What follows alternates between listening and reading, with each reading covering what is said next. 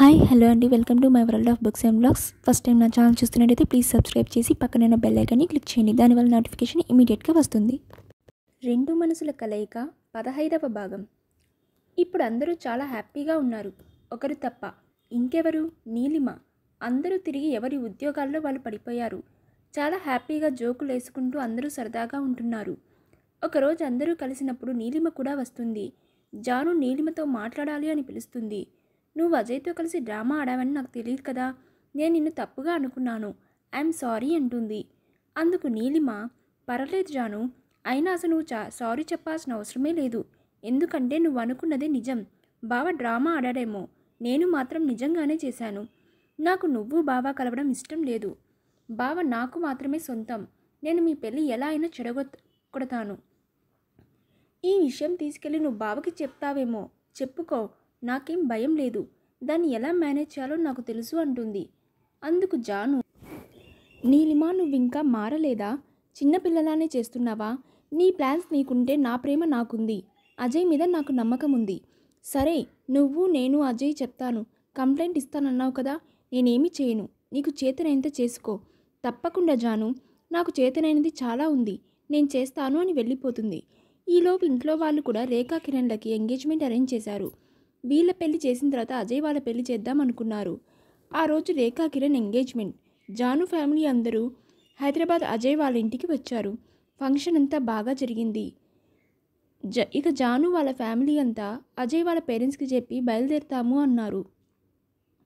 అప్పుడు అజయ్ వాళ్ళమ్మ వచ్చి జాను వాళ్ళ నాన్నతో, అన్నయ్య గారు 2 రోజులు ఉండొచ్చు కదా అంటుంది. పరాయి ఇంట్లో ఇలా వచ్చి ఇలా వెళ్ళిపోతున్నారు అంటుంది. అయ్యో, అదేం లేదమ్మా, ఊర్లో పనులున్నాయి కదా, వెళ్ళాలి అంటాడు. అందుకు సరే అంటుంది అజయ్ వాళ్ళమ్మ. అజయ్ వాళ్ళమ్మ జాను వాళ్ళ నాన్నతో, అన్నయ్య గారు ఇంకో మాట, పిల్లలందరూ ఇక్కడే ఉంటున్నారు. కిరణ్ కూడా ఇంకో 2 డేస్ లీవ్ పెట్టింది. తను కూడా మళ్ళీ ఇంటికి వెళ్ళి రావడం కష్టం, ఇక్కడే ఉంటున్నాడు. జానును కూడా ఇక్కడే ఉండనివ్వండి అంటుంది. అందుకు జాను వాళ్ళ నాన్న, అయ్యో మీ ఇష్టమమ్మా, ఇక జాను మీ అమ్మాయే అంటాడు. ఎప్పటికైనా మీ ఇంటికి రావాల్సిన పిల్లే కదా, కాకపోతే కొంచెం జాగ్రత్త అంటాడు. ఎంగేజ్మెంట్ అని జాను వైట్ కలర్ శారీ కట్టుకుంటుంది. అచ్చం దేవకన్యలా ఉంటుంది. ఆ రోజు అజయ్ జాను మీద నుండి చూపు తిప్పుకోలేక చచ్చిపోయాడు. తనను కలుద్దామా అంటే ఇంటి నిండా జనాలు ఉన్నారు. ఒకవేళ అందరినీ తప్పించుకొని కలుద్దామంటే నీలిమ ఏదో ఒక రకంగా విడదీస్తుంది. జానుతో మాట్లాడలేక, దగ్గరగా వెళ్ళలేక ఇబ్బంది పడుతున్నాడు. జానుని ఎలాగైనా కలవాలని జాను రూమ్కి ఎలాగోలా వెళ్తాడు. అప్పుడు జాను వాళ్ళమ్మ, అజయ్ వాళ్ళమ్మ, అమ్మ జాను అని వినిపిస్తుంది. అమ్మో అమ్మ అనుకుంటాడు. జాను ఇక్కడ దాదాపు ఏడ్చినంత పని చేస్తుంది. నేను ముందే చెప్పాను, ఎవరైనా వస్తే బాగుండదు అని. ఇప్పుడు చూడు, ఇలా నన్ను చూస్తే ఏమనుకుంటారు నా గురించి అంటుంది. ఒసేయ్, ముందు నువ్వు ఏడు పాపి, తలుపు వెయ్యవే, నేను మంచం కింద ఉంటాను. అమ్మో నేను తీయను, అత్తయ్యకి డౌట్ వస్తుంది. నువ్వు తీయకపోతేనే డౌట్ వస్తుంది. అసలు అందుకే నేను చెప్పాను ఇందాకే నిన్ను వెళ్ళమని, నువ్వు వినలేదు. అత్తయ్య వెళ్ళిపోని, నీ సంగతి చెప్తా. నన్ను తర్వాత కొడుతూ కానీ ముందు తలుపు తీయి. జాను టెన్షన్గా తలుపు తీస్తుంది. అజయ్ వాళ్ళమ్మ లోపలికొచ్చి, ఏమైందమ్మా జాను, ఇంతసేపేంటి తలుపు తీయడానికి అంటుంది. చుట్టూ చూసి, ఎదమ్మా రేఖ అంటుంది. అజయ్ మనసులో, ఇద్దరం చచ్చాంపో ఇక అనుకుంటాడు. జాను వెంటనే, రేఖ బాత్రూంలో ఉంది అత్తయ్య, పిలవమంటారా అంటుంది. పర్లేదమ్మా, అయినా ఏంటమ్మా ఇలా తడిచిపోయావు నువ్వు? అది అత్తయ్య, వర్షంలో తడిచాను. పిచ్చి పిల్ల, రేపో మాపో పెళ్ళవుతుంది, అయినా చిన్నపిల్ల చేష్టలు పోలేదు నీకు అని నవ్వుతుంది. త్వరగా తల తుడుచుకో, జలుబు చేస్తుంది. ఏం లేదులే, మీ రూమ్లో ఏదో మాటలు వినిపిస్తే ఏమైనా కావాలని వచ్చాను. జాగ్రత్త, డోర్ వేసుకొని పడుకోండి అని వెళ్ళిపోతుంది. అమ్మయ్యా అని ఊపిరి పీల్చుకుంటుంది జాను. వెంటనే వెళ్ళిపోతున్న అజయ్ వాళ్ళమ్మ వెనక్కు తిరిగి, జాను నువ్వే కాదు, వాడిని కూడా తల తుడుచుకోమను అంటుంది.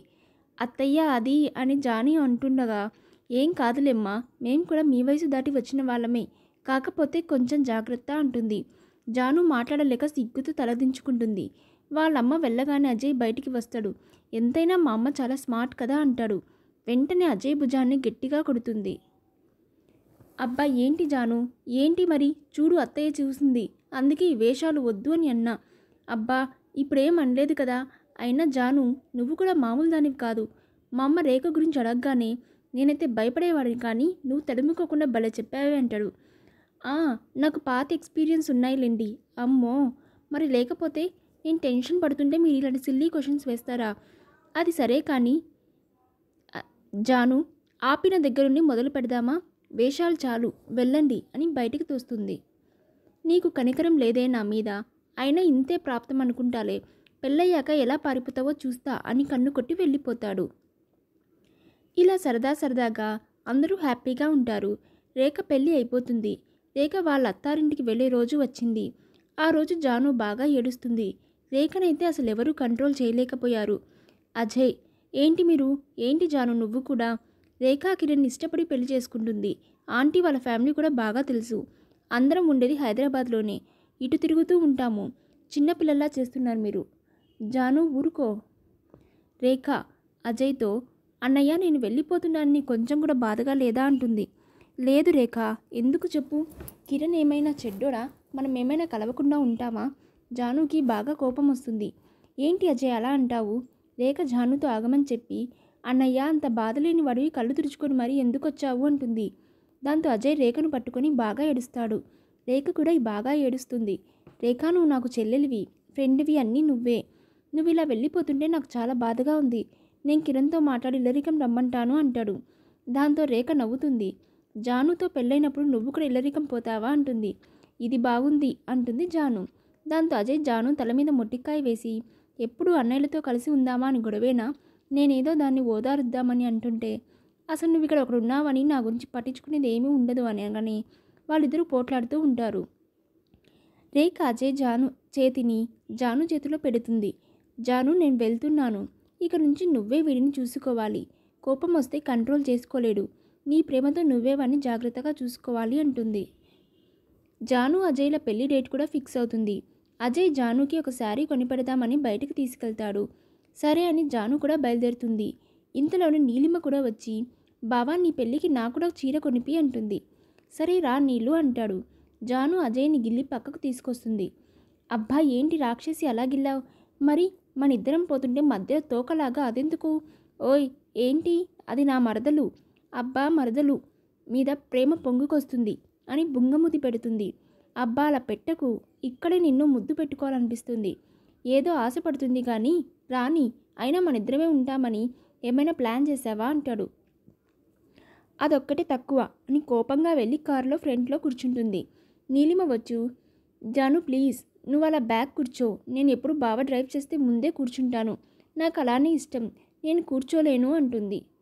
అజయ్ వైపు చూస్తుంది జాను. కూర్చో అన్నట్టు రిక్వెస్ట్గా చూస్తాడు. కోపంగా వెళ్ళి వెనక్కి కూర్చుంటుంది. అజయ్ చచ్చాన్రా దేవుడా అనుకొని డ్రైవింగ్ చేస్తూ ఉంటాడు. మధ్యలో అంతా నీలిమనే మాట్లాడుతూ ఉంటుంది. నీకు తెలుసా, చిన్నప్పుడు నేను బావ అలా ఇలా అని మాట్లాడుతూనే ఉంటుంది. కారు అద్దంలో నుంచి జానును చూసి అజయ్ భయపడుతూ ఉంటాడు. దీన్ని ఎలా ప్రసన్నం చేసుకోవాలో ఇప్పుడు అనుకోని సరే అని షాపింగ్ మాల్కి వెళ్తారు.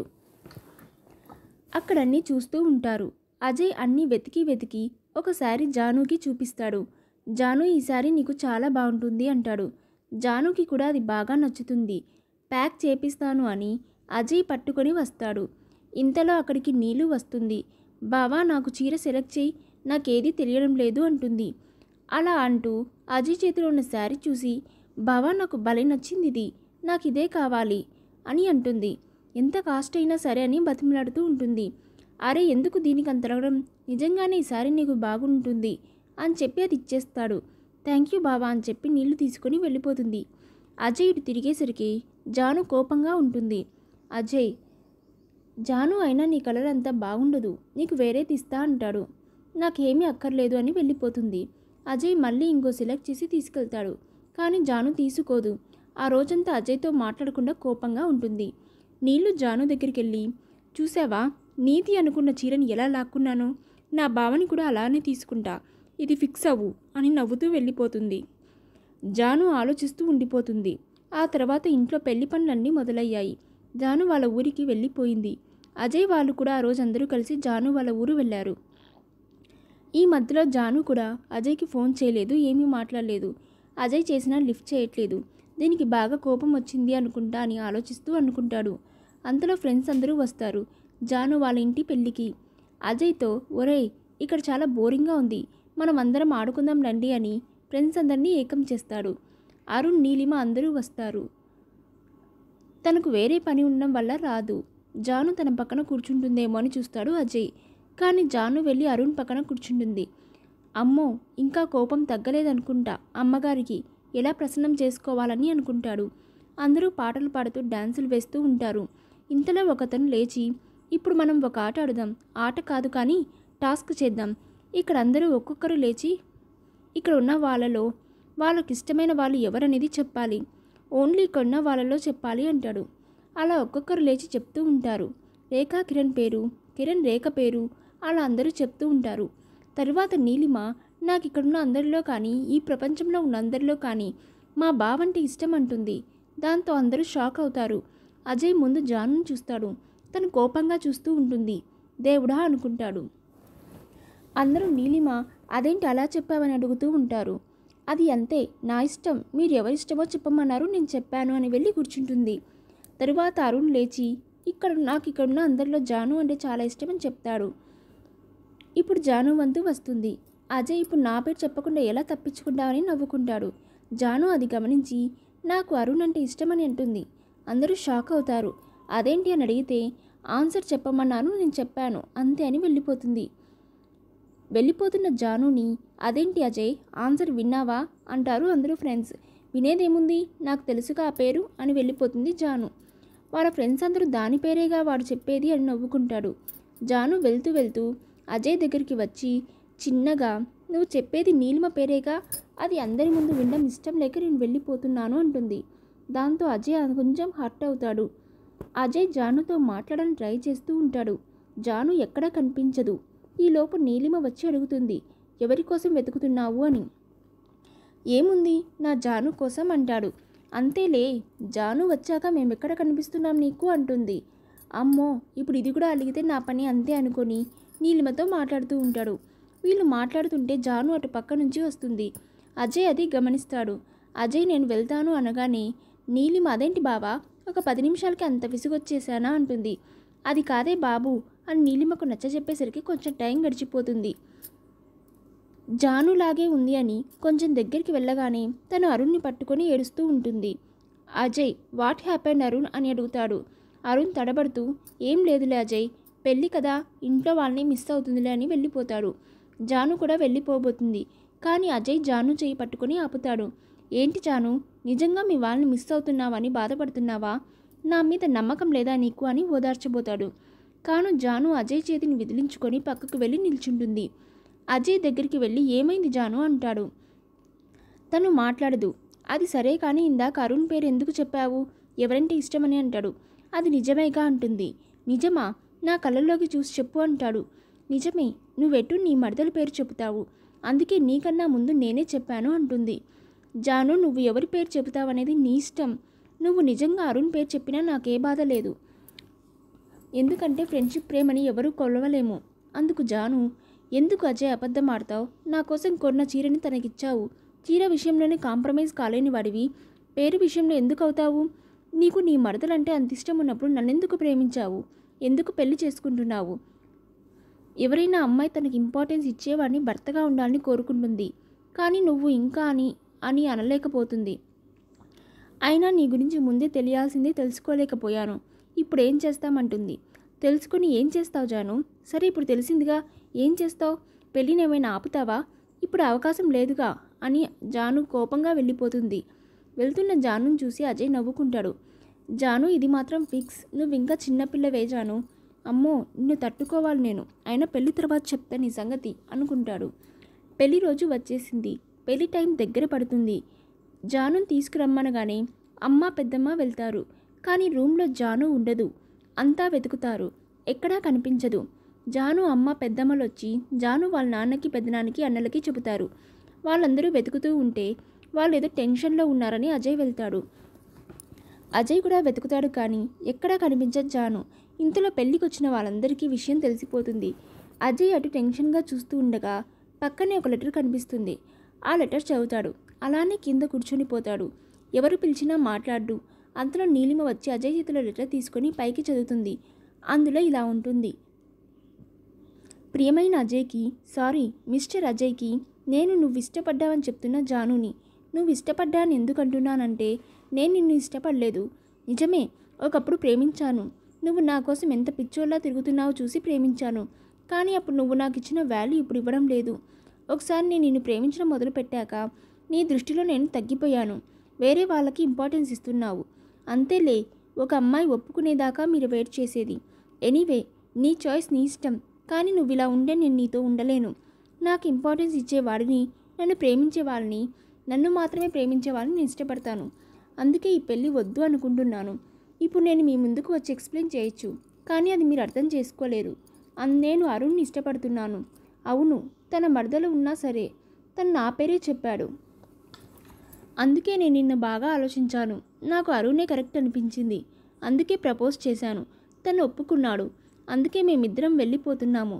నా కోసం వెతకద్దు. మీ కోపం తగ్గింది అని అనుకుంటున్నా టైంలో మేమే వస్తాము. మేము చాలా సంతోషంగా ఉంటామన్న నమ్మకం నాకుంది. ఏదేమైనా అజయ్, నిన్ను బాధపెట్టి ఉంటే సారీ అండ్ నీకు చాలా థ్యాంక్ యూ. నాకేది కావాలో నీ ప్రవర్తన ద్వారా గుర్తు చేసినందుకు. నువ్వు కూడా నన్ను మర్చిపో. ఇట్లు జాను. సారీ జాహ్నవి.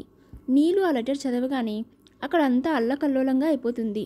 స్రవంతి అయితే కళ్ళు తిరిగి పడిపోతుంది. తన నీళ్లు చల్లి లేపుతారు. లేచిన దగ్గర నుంచి ఏడుస్తూనే ఉంటుంది. నేను ముందు నుంచే అనుకుంటూనే ఉన్నాను. వీళ్ళేమో ఫ్రెండ్షిప్ అన్నారు. నేను అప్పుడే జాగ్రత్తగా ఉండవలసింది. నన్నెందుకు మోసం చేశావు బావా అని ఏడుస్తూ ఉంటుంది.